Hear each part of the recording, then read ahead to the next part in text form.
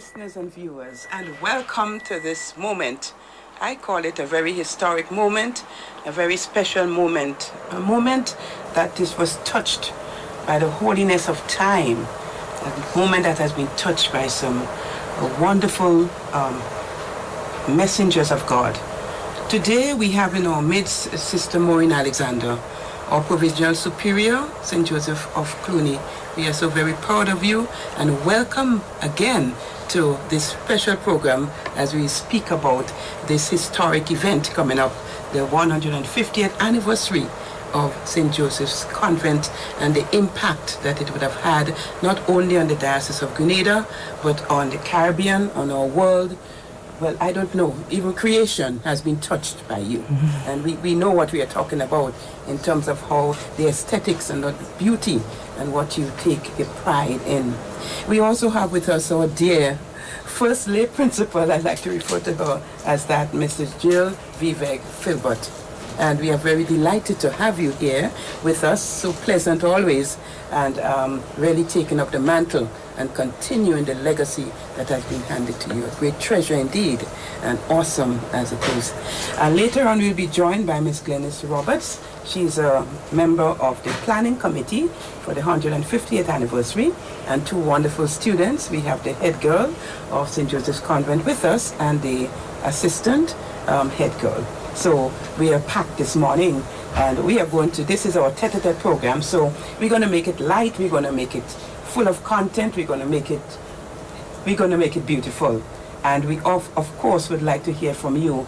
435-0143 if you'd like to call at any time to make a contribution to this program. So welcome to all of you who are tuned in, and welcome especially to our guests today as we share on this historic moment of the 150th anniversary of the service of St. Joseph of Cluny to Grenada, its education, and many other aspects. So welcome. Thank you very much. Yes. So we're going to start off because we usually like to go back to basics, and it's important to go back to the origin again to remind us, because lest we forget. And we recognize that the young people who were here with us this morning, they were raising their eyebrow when we were speaking about certain things. Now I must say I'm not a past student of St. Joseph's Convent. I am seen as one, and rightly so, because my roots, is in the Catholic Church, and I have had good experience from the sisters and so on. The Lord had chosen my sister Lucy, and of course it's a tremendous blessing to us and our family. So I still consider myself as a convent girl because I have the experience and I have been impacted by St. Joseph's Convent. Amen. So thank you so much for all the work that you do. So let's start somewhere, sister, in terms of convent. You have been a student there, then you taught there, you became a principal, and the Lord is elevating you to different posts. And I know you are not attached to the post, but you are seeing it as embedded in service. So share with us a bit of your own experience at this moment as you look forward to the celebration of 150 years. This is no easy feat, and I know accompanied with it joys and sorrows and pleasant memories and so many things we could talk about. So let's hear from you a bit on St. Joseph's Convent and its impact that it would have had on you, and why did the sisters come here? So let me say first of all, good morning to Grenada, my land, my home, my love, my people, to whom I'm given my entire life, and which of course extends throughout the entire universe, because we are an international congregation. And it's wonderful to be here to share on the impact that St. Joseph's Convent has had on me and on so many people who are out there in the diaspora, who are present, and their work and their mission is extensive, as you would have also heard Ruthina said, just a few minutes ago.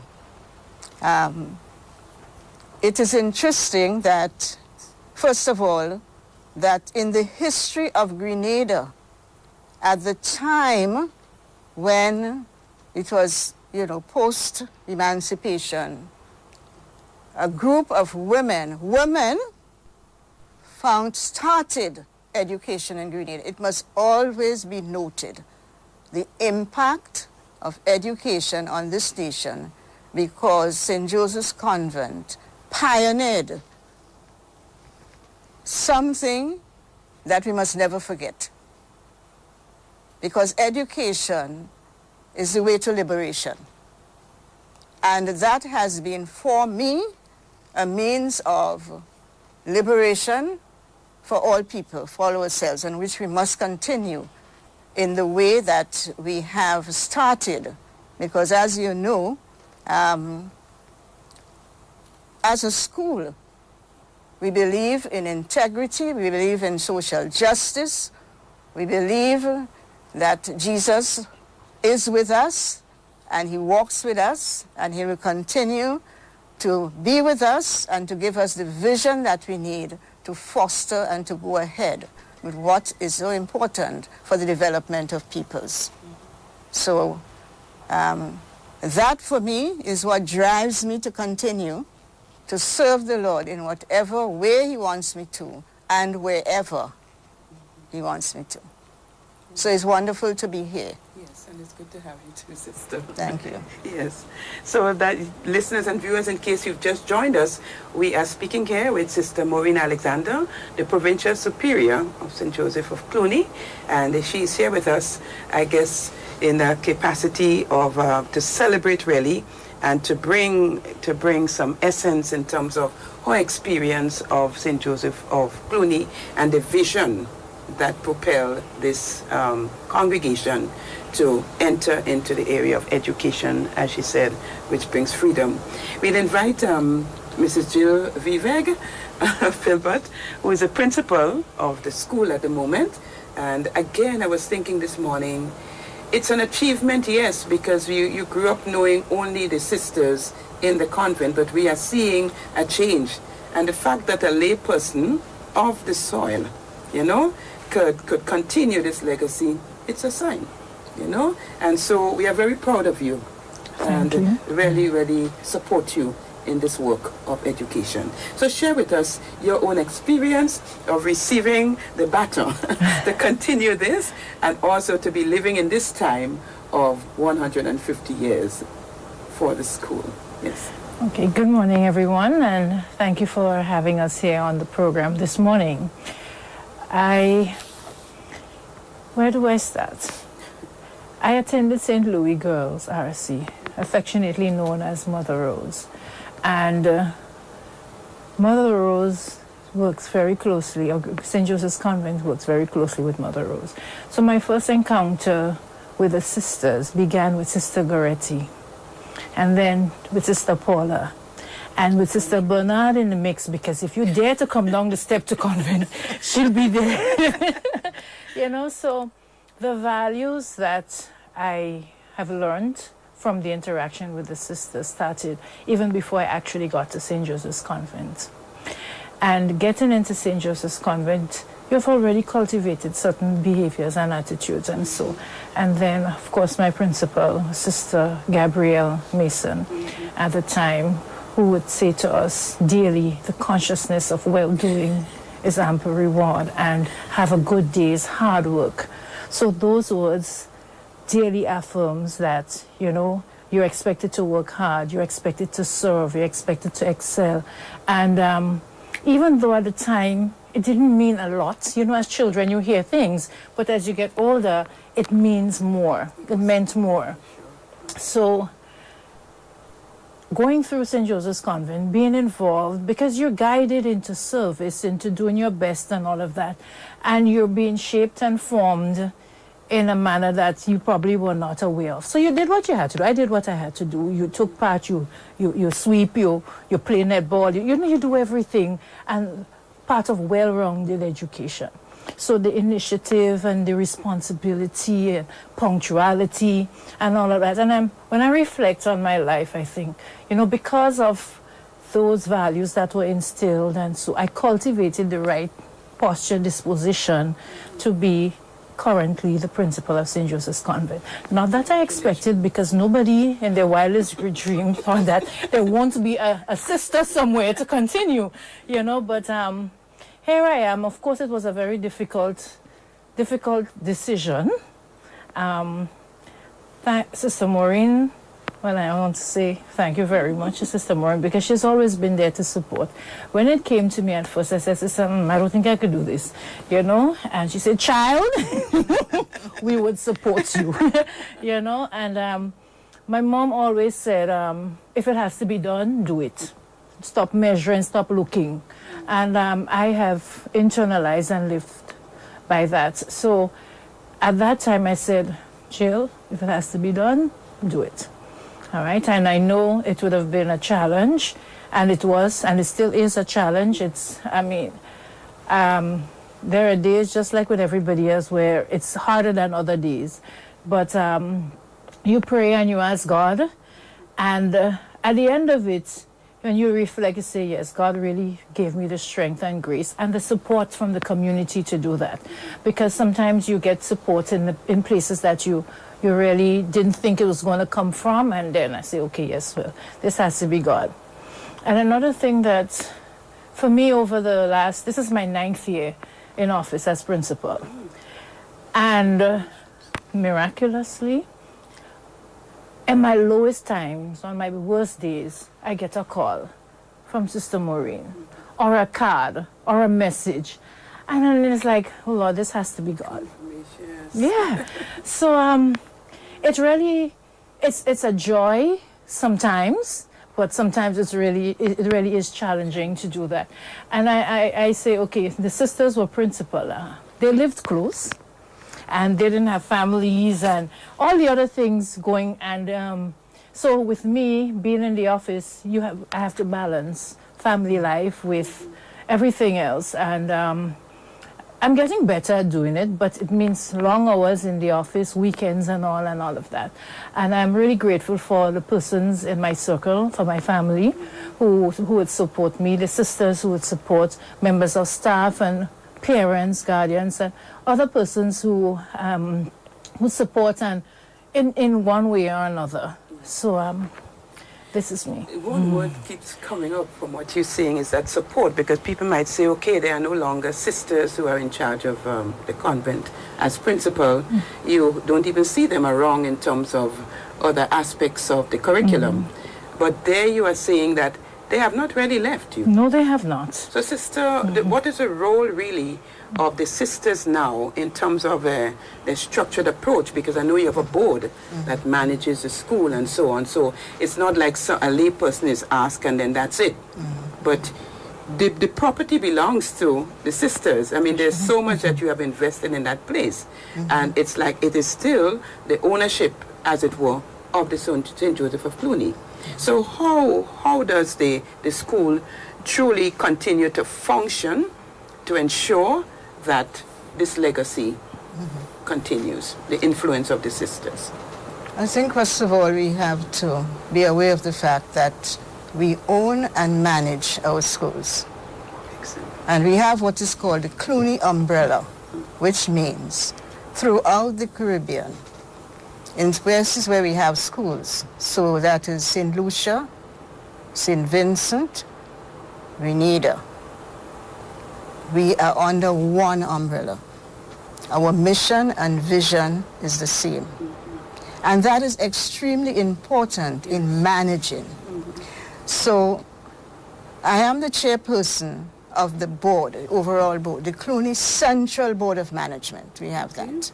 And we have persons who are in the board. But we also have in every island what is called a subsidiary board.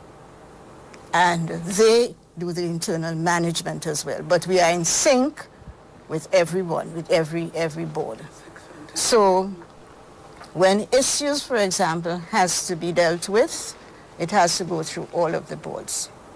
So right now, for example, we're looking at the two ends of our spectrum in terms of the vulnerability of persons in our society, the young in our schools and all the issues that affect them, as well as the elderly, where we have sisters who managed before are no longer in ministry, but we have to have that supportive structure.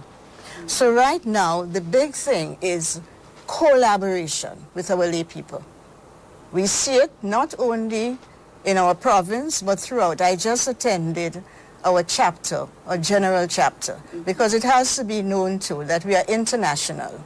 When I saw all the provinces, as we began the chapter, bring the flags, we had to profess with the flag. It was like being in the United Nations. Wow. We are all over the world, Wow. extensively. And in mission, in schools, for example, say in India, there are thousands of children in one school. You might have 4,000 children in school. Wow. So throughout. So education is big, but we also in hospitals and, all the other areas of mission, we are there. But when you think in terms of education, as we come to narrow down here, we look in our province here, there are 4 pillars we're looking at that we have to strengthen.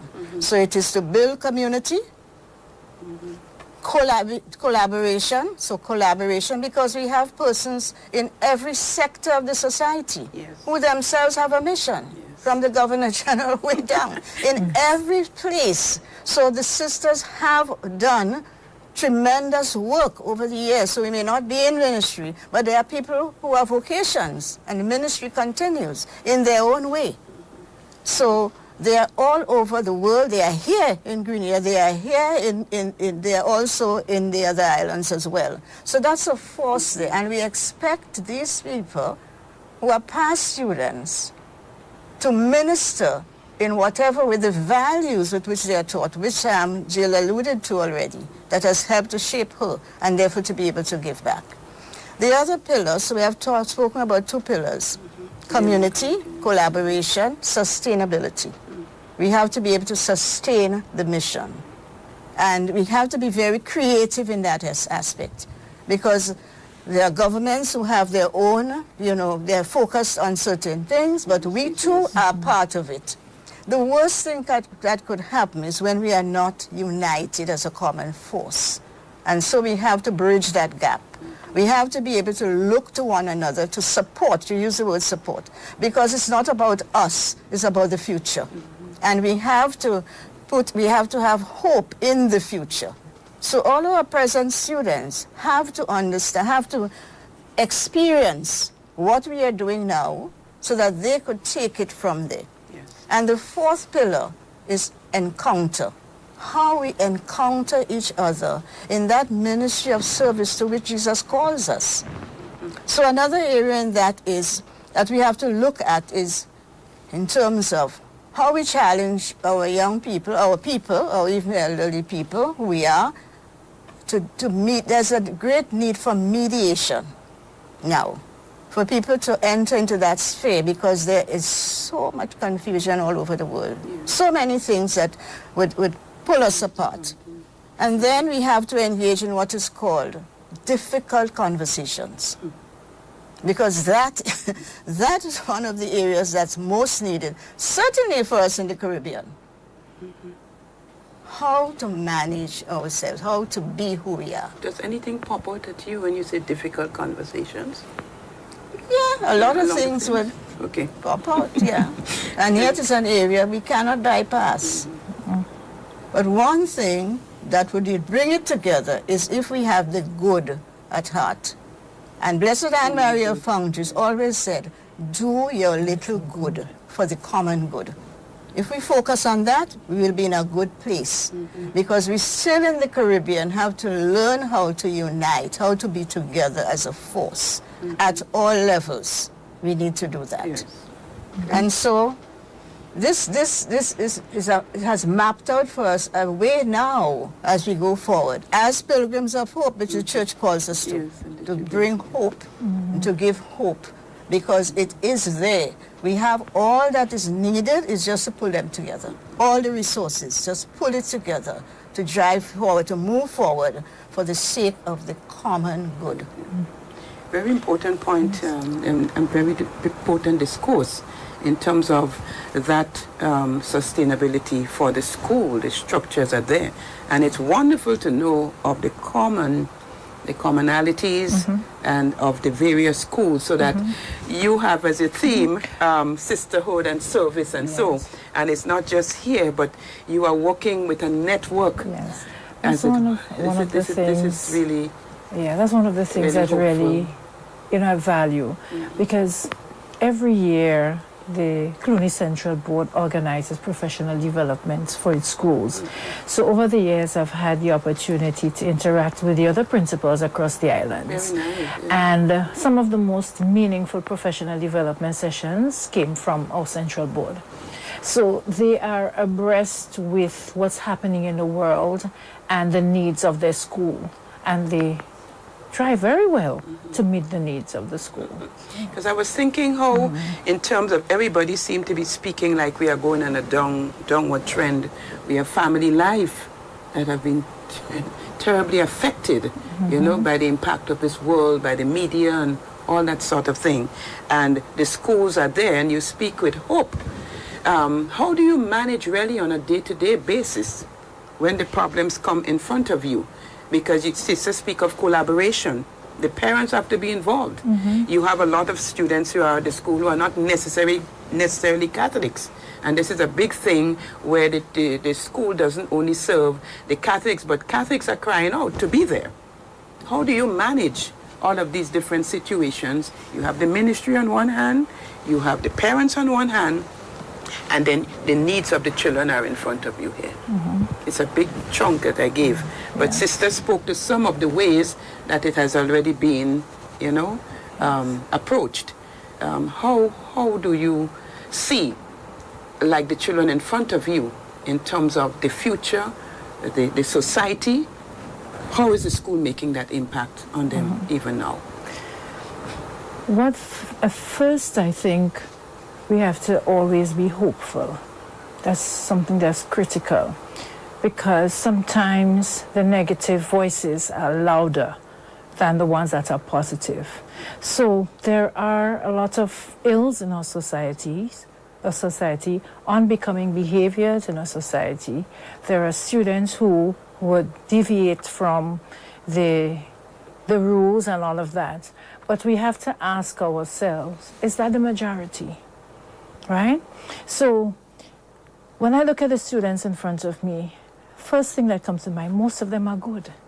So there is always hope. They will do well. Some of them, they take a longer time to understand what we're trying to teach them. Eventually, they would get it. Maybe there has to be a situation or some circumstance that will jolt them. All right? But we also have to know and be honest about what is happening in our society as well. Moral standards have decayed.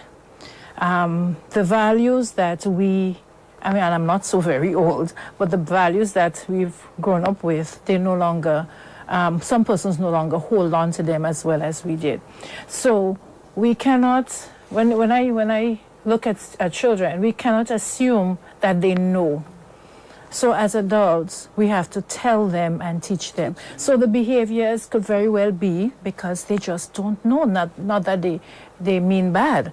All right, so our adults, our parents, our guardians, their role is critical. And that is a challenge because you do hear, you hear behaviors and attitudes from the adults, from the parents that really and truly would not help, would not create a growth mindset for children.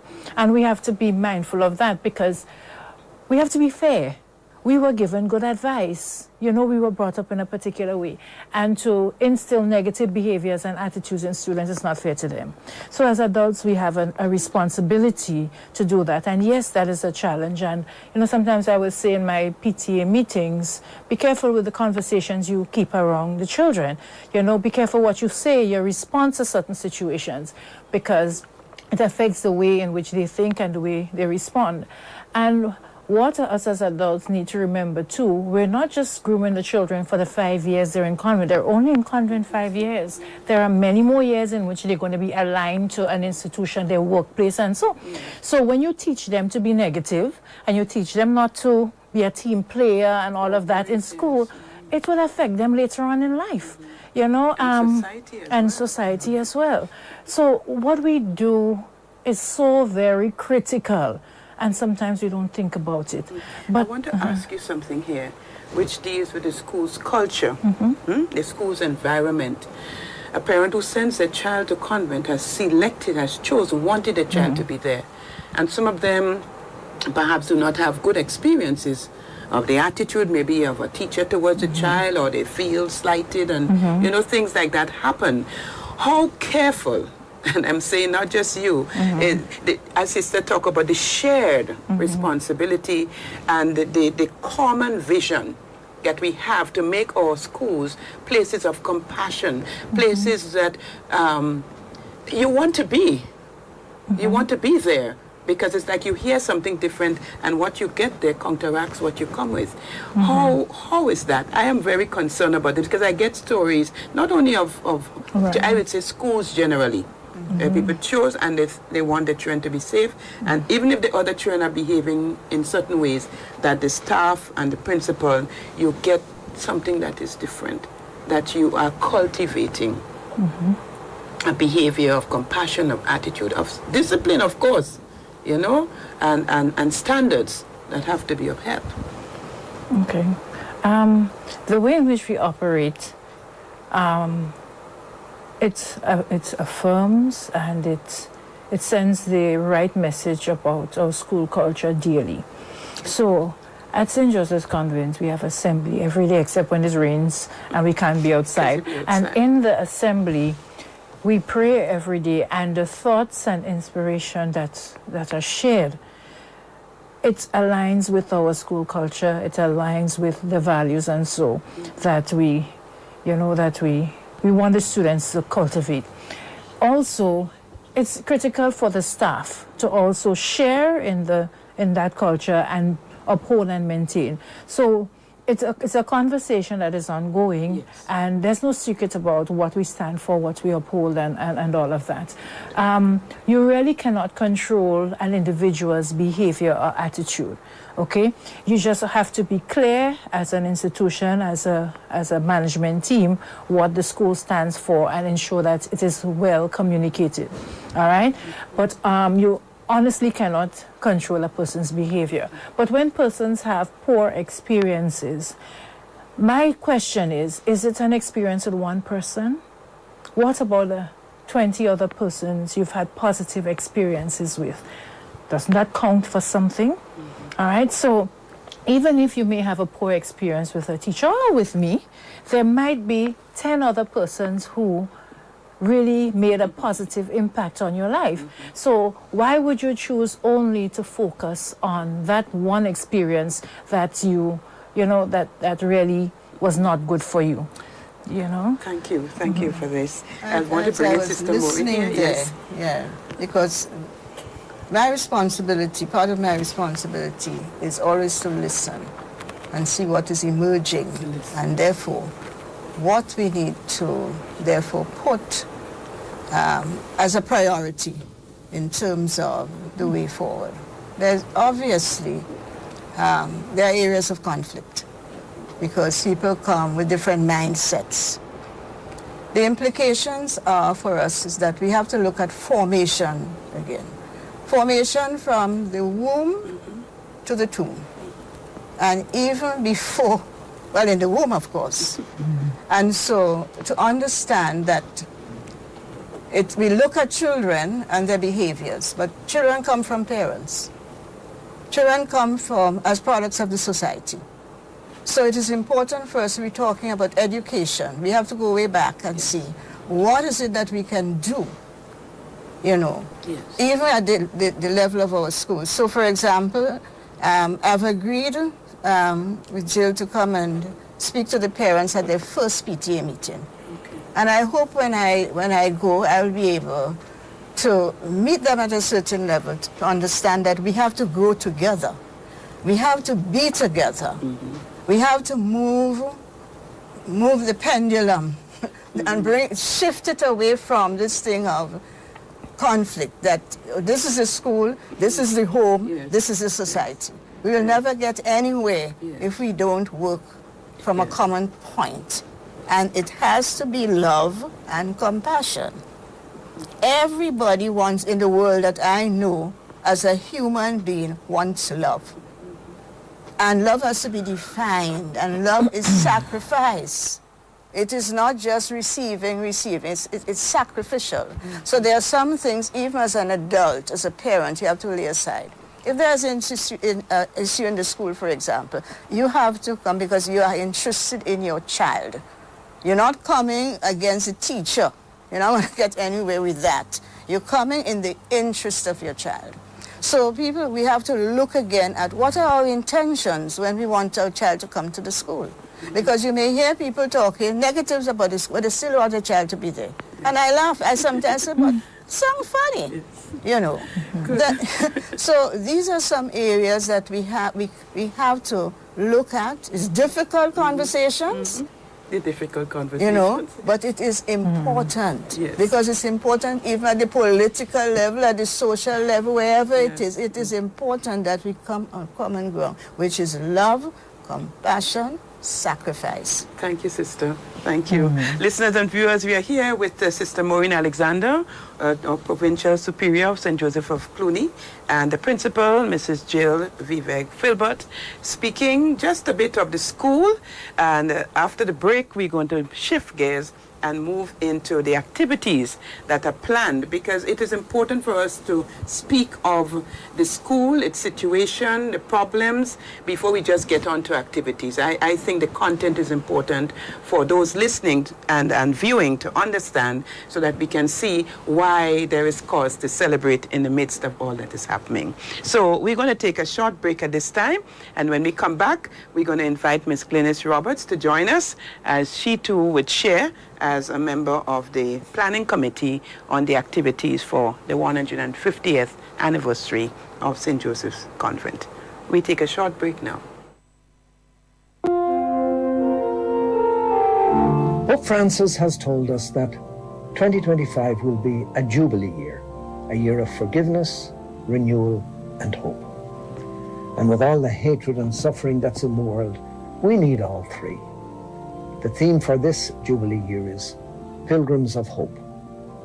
My hope is the confident expectation that I have that God will give me the capacity to respond to his love and to be able to bring that hope to others.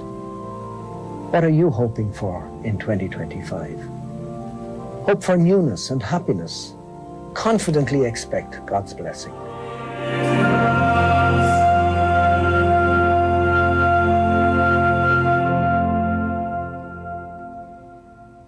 Diocesan t-shirts are available for purchase. Early bird prices. Regular adult t-shirt for $35. Children's t-shirt for $25. Or upgrade to a polo t-shirt for only $45. Call 473-459-4612 to place your order now. Let's live church, build community, and serve country.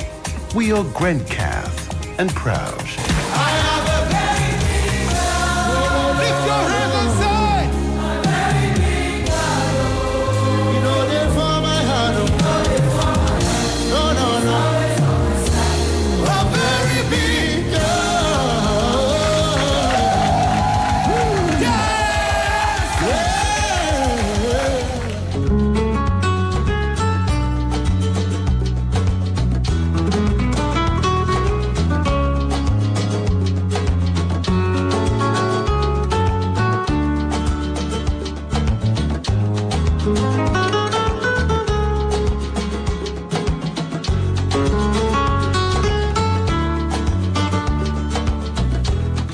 Welcome back, listeners and viewers, to this special program here with our St. Joseph of Cluny community.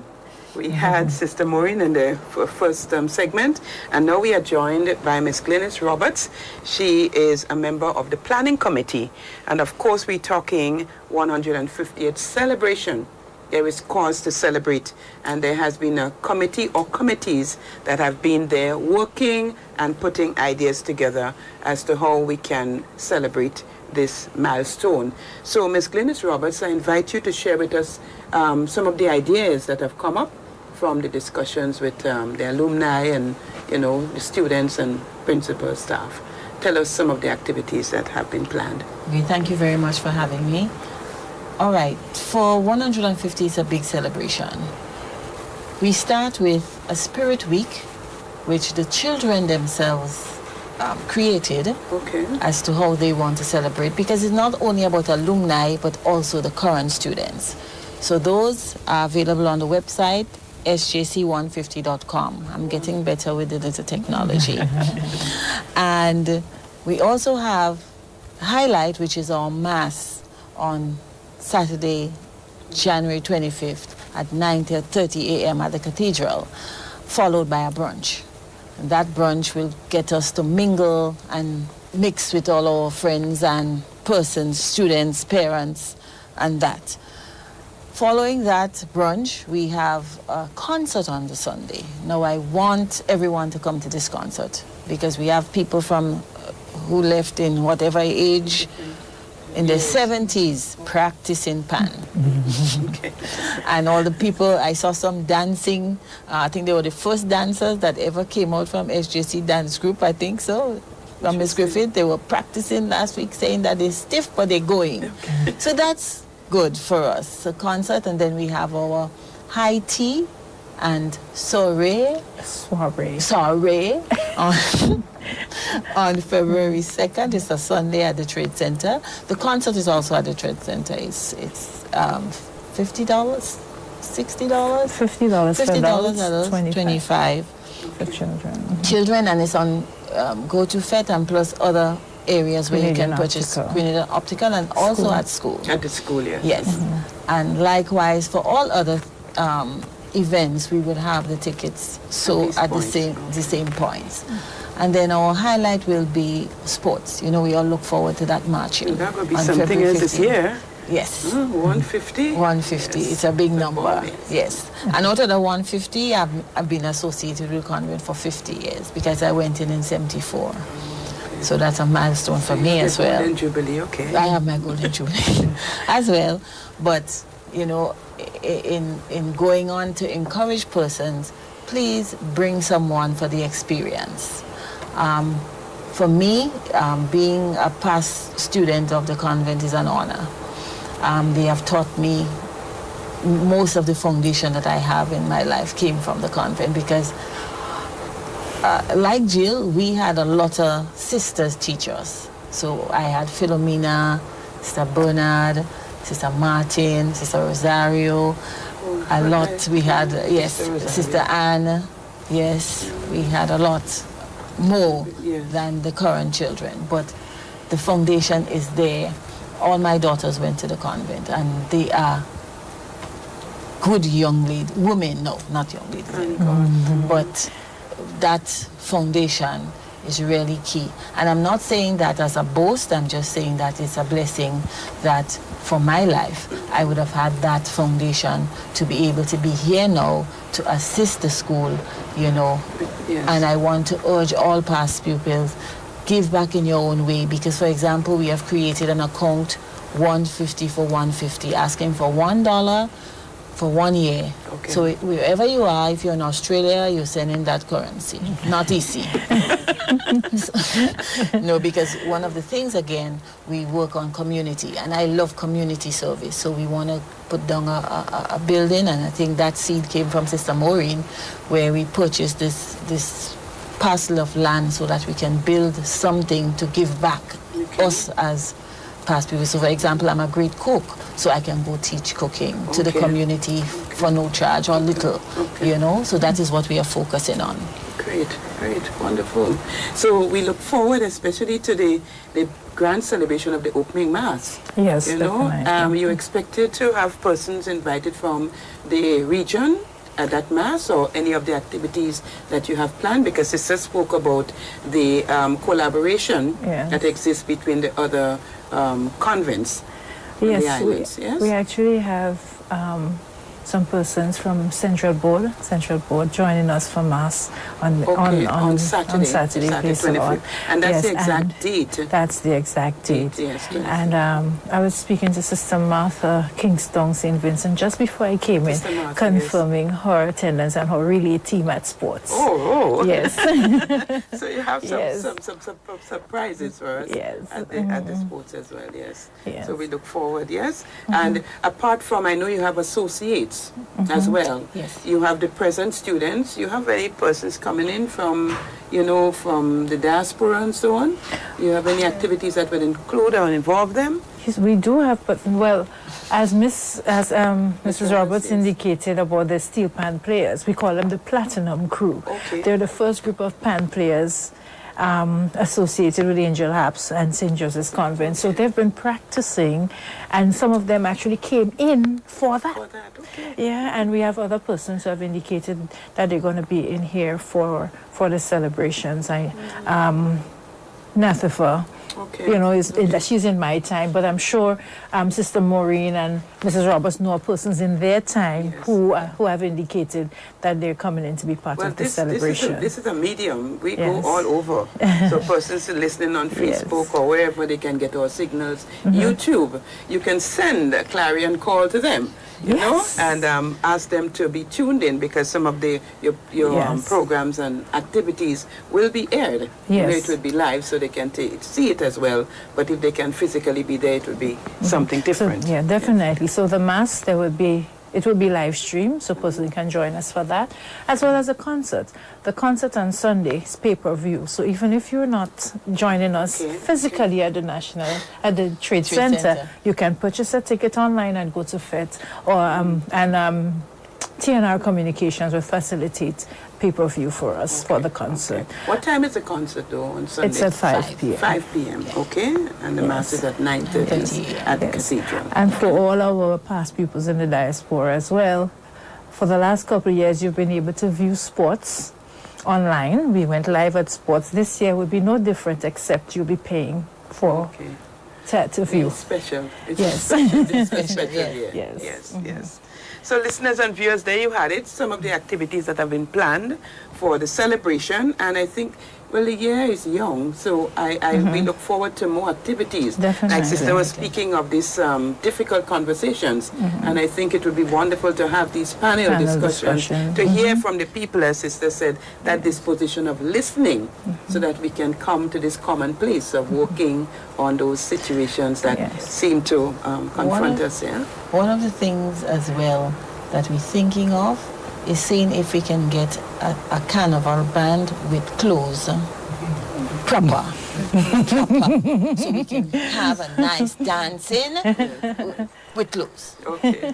This is what we wanted. Well, that has been Mrs. Roberts' idea from the first meeting. She's speaking about having carnival band with clothes. Okay. So we really have to try we had a song, we had a calypso by Alexis. Women Wear Your Clothes. Yes. Listen to me. I have one granddaughter and 7 grandsons, and I want them to see what is proper culture. All right, so that is you have this inspiration, and you have to continue with that inspiration. Yes. Later on in the year, of course, we have a planned gala and award ceremony. Okay, so in October, so more activities will be brought to light, and persons will know. But for the current situation, it's a Mass next on the 25th of January, because the 150th anniversary. The sisters came here in 1875. But I was looking at the history and realized that there's 30-something years before that foundation, that educational foundation began.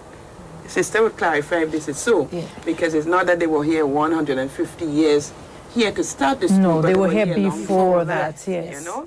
That's so it correct. means that the groundwork had to be done, and then the Lord inspired them as to what to do. And they began small, and we see how things have continued to grow. And that's how it is, as Sister said. Bloom wherever you plant it. And yes. you see. Yes. Do your little good. Wonderful. Yes. So listeners and viewers, there you had some of the activities planned. And at this time, we're going to take a short break. And we have 2 students here from the St. Joseph's Convent, the head girl and the deputy head girl, and they would share with us their experience of being at St. Joseph's Convent and how they see the future of St. Joseph's Convent. We take a short break. Jesus, with the power of the Spirit in him, went into the synagogue, and they handed him the scroll of the prophet Isaiah. He found the place where it is written, "The Spirit of the Lord is upon me.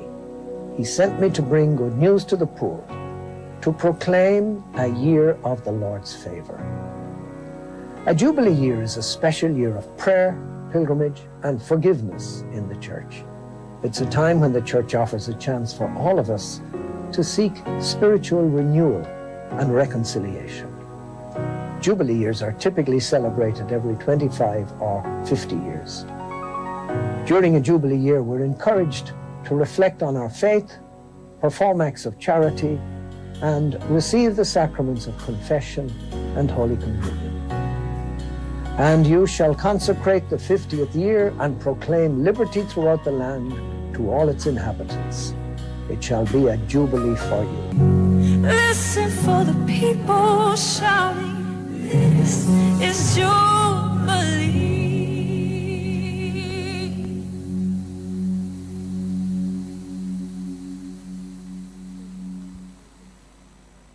Diocesan t-shirts are available for purchase. Early bird prices. Regular adult t-shirt for $35. Children's t-shirt for $25. Or upgrade to a polo t-shirt for only $45. Call 473-459-4612 to place your order now. Let's live church, build community, and serve country. We are Grandcath and proud.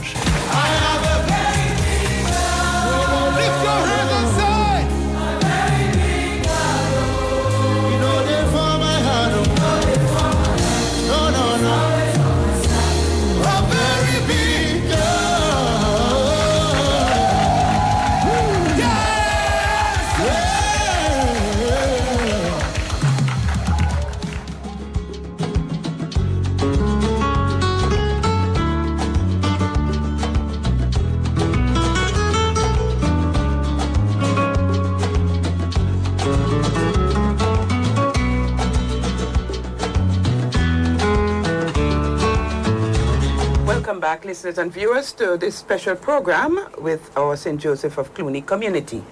As I said, we had Sister Morin earlier on. We had Miss Glennis Roberts, who shared on the activities, and the principal, of course, who is in a stable position. So she's going to be right through. And we are joined by two wonderful young ladies. I've met them for the first time, but I've been touched by the pleasant disposition. And the fact that they're smiling, because sometimes you see young people and their faces are so straight. You wonder what's on their mind, what's going on. But since they came in, that there's something about you that is special, and I'd like to commend you on that. Thank you. And you have earned the position of head girl. But I notice even with the head girls, they're so simple, no complex, they're just cool, and they're just able to mingle with the rest. And we have, Sierra Bishop, who is the head girl of St. Joseph's Convent, and her assistant is Azrael Abraham. So they are here with us just to share too, because you've been listening on the other side, and you heard what these elderly people were saying, right? And I said it's always good to be together. As Sister said, we can't have a world of young people, elderly people, everybody's segmented. No, we got to come together and listen, right? So you've heard, and you are at St. Joseph's Convent in this period of time. It's a very different time to the times that Sister and your principal have been there. What has been your experience so far at St. Joseph's Convent? Well, when I heard that I got into St. Joseph's Convent St. George, I was very, very excited because I got my first choice. And I was quite nervous because it's a new school and a new environment, especially where I live. So It was very interesting, and the teachers were very welcoming. Yeah, that's true. Make us feel at home. And when I entered into convents, I was planning to join some few extracurricular activities. I joined guides, choir, and netball. You have a good thing going, right? And I would say that joining these 3 extracurricular activities had definitely taught me to learn a balance between academics and extracurricular activities. And I believe that everything is not only about academics, it's about being an all-rounded individual. And I think Convent has definitely taught me to be that person. When you were selected as Head they girl. thought that you were going to be head girl, what did that feel like for Well, you? when I think Miss sent all of us, like those who were nominated, Mrs. Derek sent us a message, and I was like, oh. And then I told my mother, I think my mother was more excited than me. And she told us we had to make a speech for 2 minutes. And I just sat down. Like, it didn't take me a while to write the speech. I just sat down and just wrote from my heart. And I think being yourself and don't care what other people say or think, and just be who you are. And I think once you are a genuine person, the results will be impacted. Yeah. Thank you. Sierra. Yes, as a real. Coming to Convent, 2020, that was the peak of COVID. That's when COVID just started. So we didn't get to do CPA exams. So it was based off group projects and portfolios. I was really, really nervous, and Convent was my first choice. Okay. There was a lot of chatters in the back, because I am a Seventh-day Adventist. I'm not a Catholic.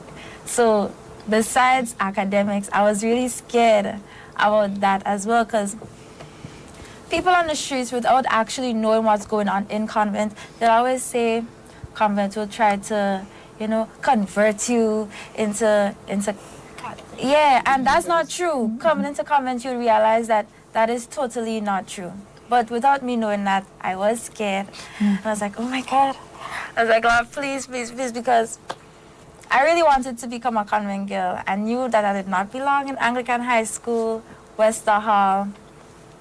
I knew that was not me. That was not my place. So I was really praying. The night that results came out, I cried. I cried. Literal tears fell out my eyes when I heard that I passed for convent.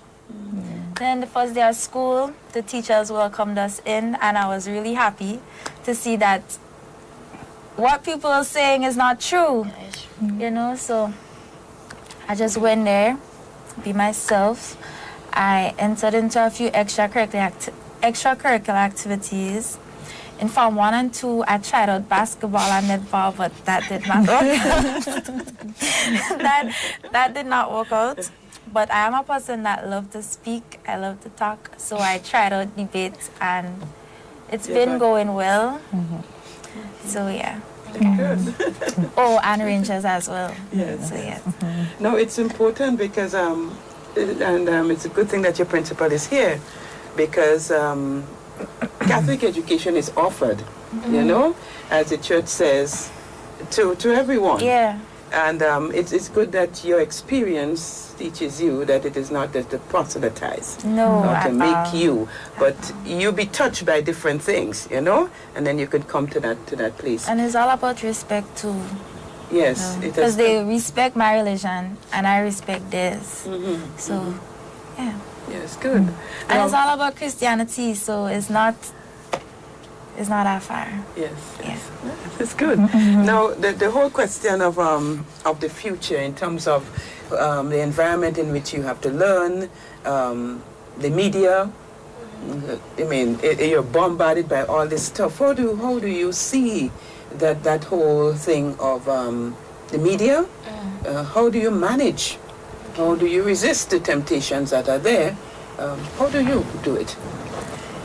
I feel like if you're an easily influenced person, then the persuasions or the teachings on the media, you'll get easily persuaded. But if you're a person like me, and you have a strong backbone and you know your origins and your teachings and you know what's right from wrong, then I don't think that you'll be persuaded that easily. So yeah. So that's, you have that confidence. Yeah. Yes. I think like the background not where you live, but your upbringings contribute to that. Because you cannot change a person just like that. So I believe that even though technology has advanced a lot, I think that other people may be persuaded.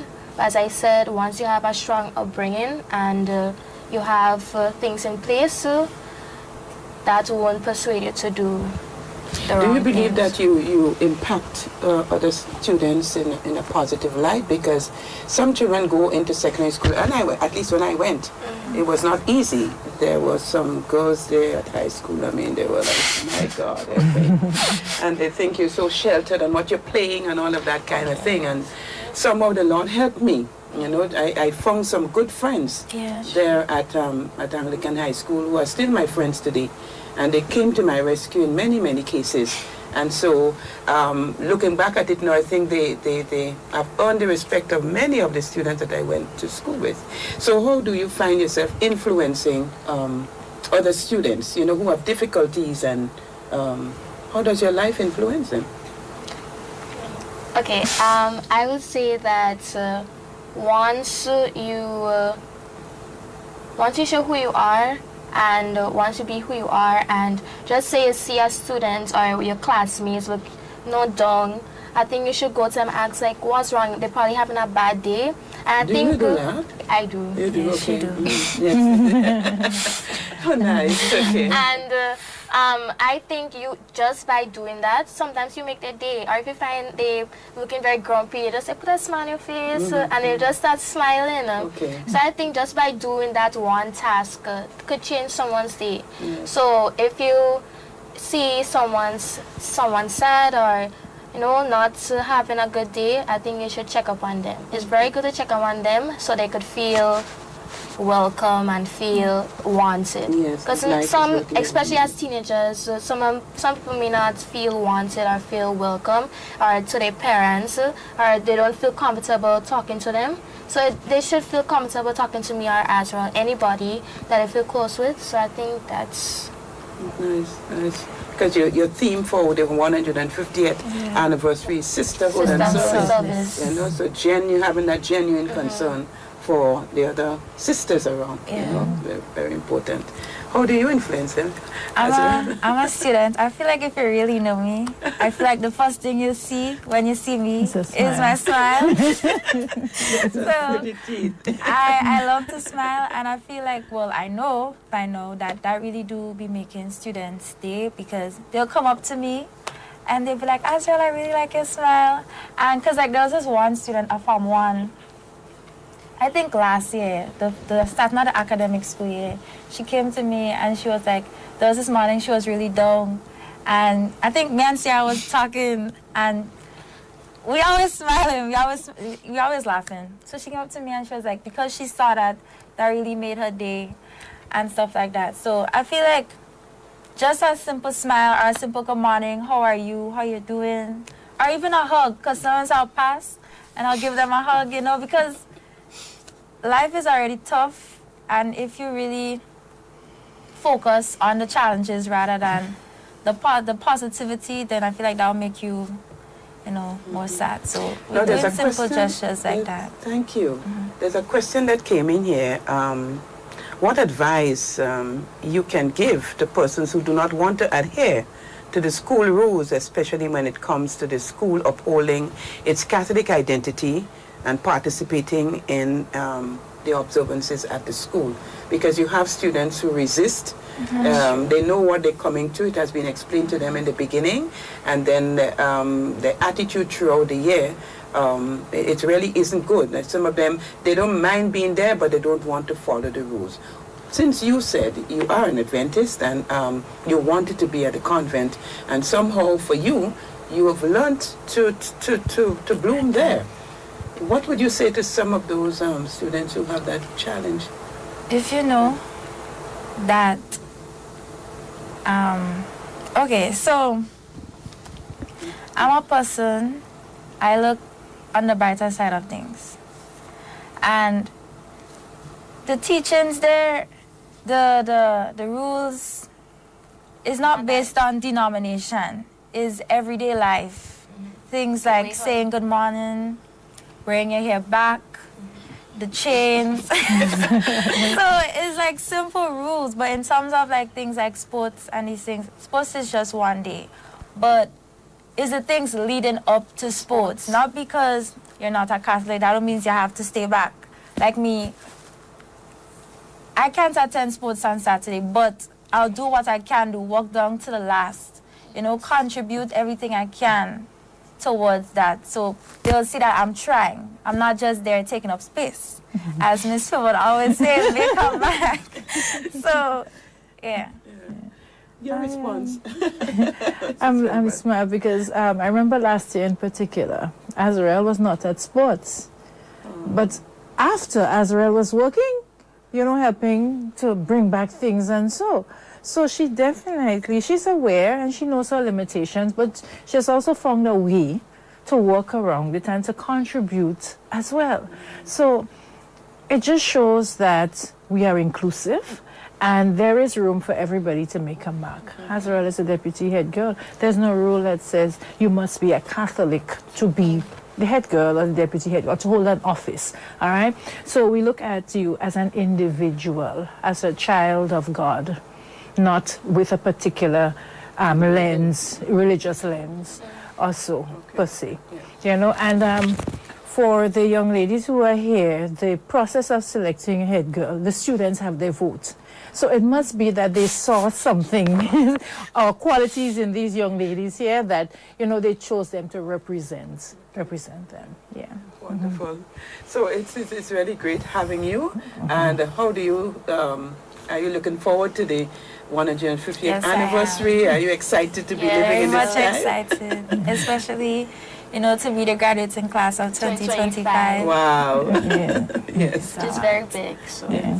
I remember teaching the students and not knowing who they were, because remember we had online school, and so yes, I was the math teacher in Form 2, and I just taught names, because you were teaching them on Zoom, and it's only later when we returned to school that I saw who Azrael was and who, and that was the experience because of the time in which they entered. Yes.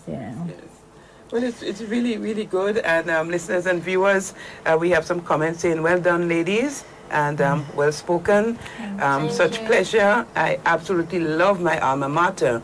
This institution has really shaped me into the person I am. I did bloom at SJC.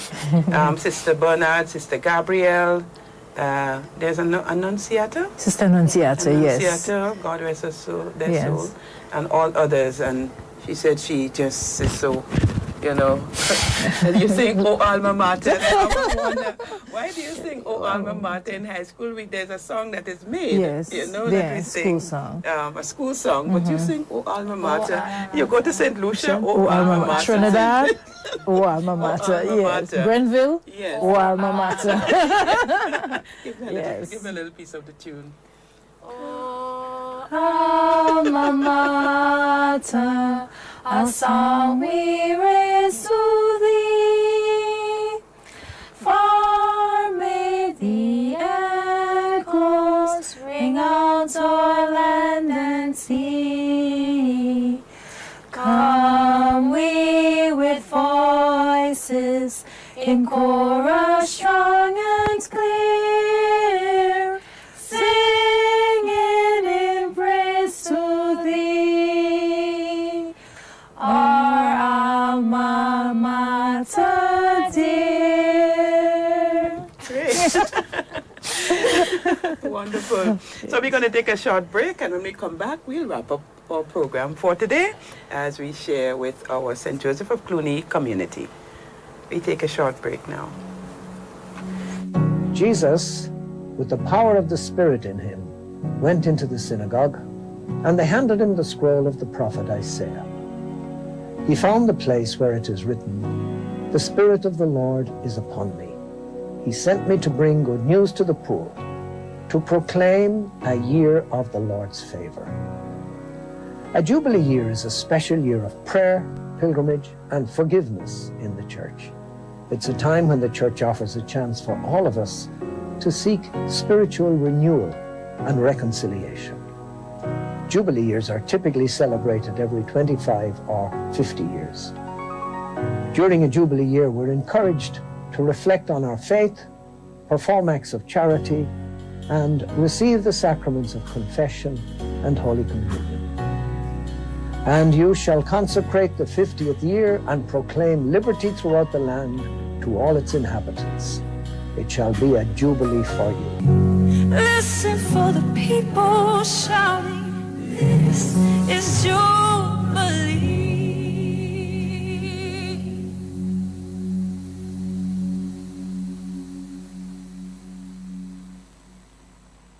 Diocesan t-shirts are available for purchase. Early bird prices. Regular adult t-shirt for $35. Children's t-shirt for $25. Or upgrade to a polo t-shirt for only $45. Call 473-459-4612 to place your order now. Let's live church, build community, and serve country. We are Grand Cath and proud.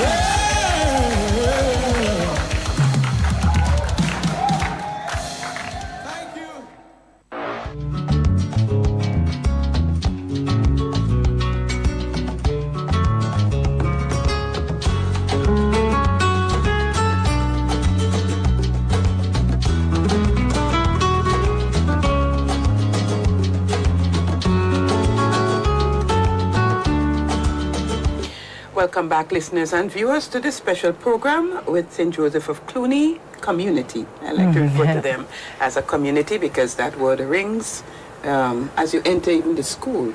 I often wonder, what is it you all are doing there that just keeps people coming? You know, there's always a buzz. That was my experience of being there. Miss Margot Dubois, God rest her soul. You have Miss that one with the netball. Miss Pilgrim. Miss Pilgrim. You know? There are some people who are stable, yes. you know, to that school and so loyal. Yes. You know, and the students mentioned service. And I find that too adds a strong element to the life of the school. That getting involved, there are so many activities and places for you. Even if, as the young lady said, she tried the netball or the football, whatever it is, it's just not a cup of tea, but she found a place. Yeah. So all of that, you know, be able to help you as you continue. So 150 years, it's really a hallmark, it's really historic. I mean, no easy feat. And there are those who have labored in the vineyard, labored, I use the word labor of love. And sometimes it may seem to you as it goes unnoticed, but no. As Sister said, once it is sown in love, it can never go unnoticed, you know. And so we really, really are very proud and grateful to God for the pioneering of St. Joseph's Convent in the field of education. I think it's the oldest secondary school institution, at least educational institution here on our island, you know, and this is remarkable. And we look forward to being with you at the celebration of the Mass and the other activities that you would have. The concert seem something I'd like to come to. I would try to be there. So as we come to wrap up on the joy, because it's important for us to have this flavor of hope. Not just a flavor of hope, but it's said to be agents of hope. We cannot, in the midst of everything, throw up our hands in the air. There's always hope, and we've brought this, the young people have brought this, and I think we need to capitalize, especially in this year of Jubilee, pilgrims of hope. you know, to keep that light burning. So what would you like to say to our listeners as we come to a close, just for this first program, because I look forward to being with you and to have future programs. So what is it you'd like to leave with those who have been tuned in and those who have been listening? I'd say for me, Jubilee is a word to take to heart. Jubilee is celebration. And for all of us who have been impacted by the life of the sisters and the pioneering that was going on here all over the years, it is a graced moment. And we must never miss that moment when God breaks through in our lives. So wherever you are and whoever you are, whenever you came to St. Joseph's Convent, at whatever stage, it is a time to reconnect with the past and come together as one. There is power and empowerment in coming together. There's a force that could connect us together, that could move change. And in the times in which we live, we have gone now beyond change to transformation. Transformation means that we have to go within, to internalize, and to reinvigorate and within ourselves, to reconnect with the spirit that is to drive us forward and to have an impact on our society, on our families, on our world. And therefore, we have to pull our resources together. And so my hope is that whatever age you are, you have something to contribute as we move forward post 150 years into the future. Because believe it or not, this would never die. What Blessed Anne Mary started, it was a gift to the world, to the church and to the world, and a gift to be treasured. And it won't die. This won't die. It cannot. And so it is a question of coming together, and this is an opportunity just for that. So I am confident, and it's a way of reconnecting also, and not even continuing with the work that CUNY continues and the impact it has on education, on the region, internationally, and otherwise. And I am grateful for God calling me to be a sister of St. Joseph of CUNY. And I believe that he continues to call people to that vocation. Yes. And I would want to say, oh, that you would hear his voice today. Harden not your hearts. Because I will never be convinced that God is not calling. He continues to call. Let us open ourselves, open our hearts to that new call, because it is a call to transform society. And I thank God for what has. Thank you, sister. Thank you. The final word from the principal, Mrs. Vivek. It is definitely an honor to be principal at a school where we're celebrating such a momentous occasion. 150 years is no easy feat. And it's not just 150 years of existence. There's excellence, there's all of these wonderful qualities and so that we have maintained. So there is much to celebrate, and for all our past pupils in Grenada, in the Caribbean, internationally, wherever you are, even if you are not able to be physically present with us, we have created ways in which you can be part of it. And we want you to just follow and do as best as you can, and you will find it such an enriching experience. So Spirit Week next week gives you an opportunity to connect. And so get connected. You have an opportunity to join the Mass online if you're not able to do it. And I want to appeal to our past pupils, our alumni, to come out, to come and see what's happening. Call the school, go to the website, www.sjc150.com, see what is happening, stay connected. And stop thinking that there's a lot of people coming. You are counted. You are the one that has to come. All right, so come out and see what is happening, and we're really looking forward to seeing you. I've had such enriching experiences with persons who have gone to St. Joseph's Convent long before my time. So in the office, I've met people over the years. They they're coming on a cruise ship and they just wanted to come and say, I was in St. Joseph's Convent in 1970, or I was only here for 2 years because my father was a Peace Corps worker or somebody, and I was here for 2 years, and I really value the experiences. It taught me so much when I went. There was this particular lady, when she said when she went to England, she was just here for a year. The values that she learned at St. Joseph's Convent in such a short time really assisted her in dealing with the racism and everything she encountered when she migrated again. So from then, before my time, to now, the values have remained ever constant, even though the society is changing and all of that.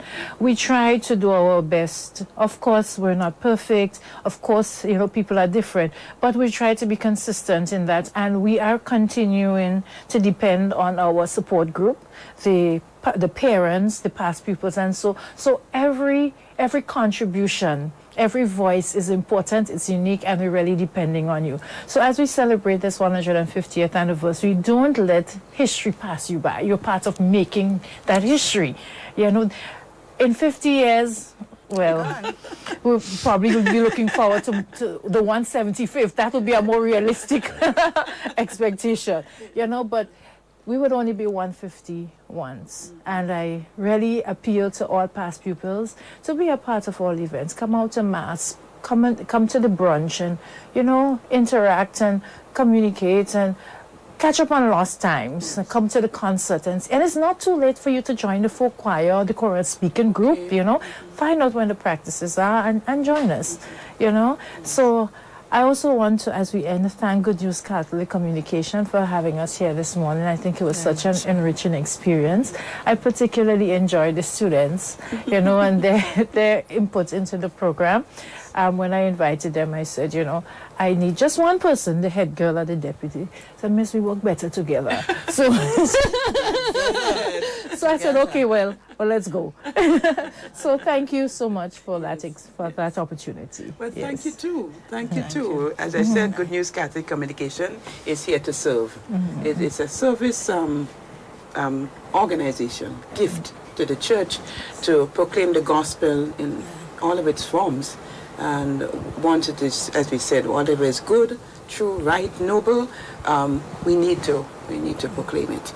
And so we thank God for you, for the St. Joseph of Cluny. As Sister said in her closing comments, God is still calling, because this is something I wonder, after all that has been invested, where are the sisters? Of course, Grenada has produced quite a number of the sisters, but where are the budding ones? So we continue to pray for that and to encourage, as I said, to support what God is doing in their hearts so that they can spread like Blessed Anne-Marie Javoué to run, with that inspiration and see what happens.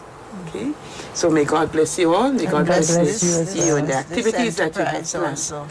Good News Communication. Thank you, sister. It is really needed, necessary, and you all are doing a wonderful job. Thank you so much. Thank you.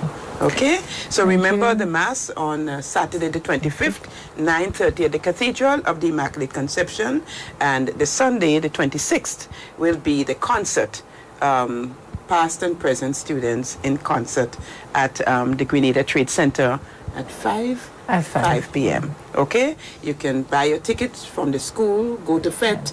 You said Grenadian Optical. Is there another place? The school office, yes. 3284 is the number you can call if you want to make any further inquiry, or there's a website, which is www.sjc150.com. So may God bless you, and we look forward to meeting you in some of these events. God bless you. God bless you. Thank you. Thank you. Thank you.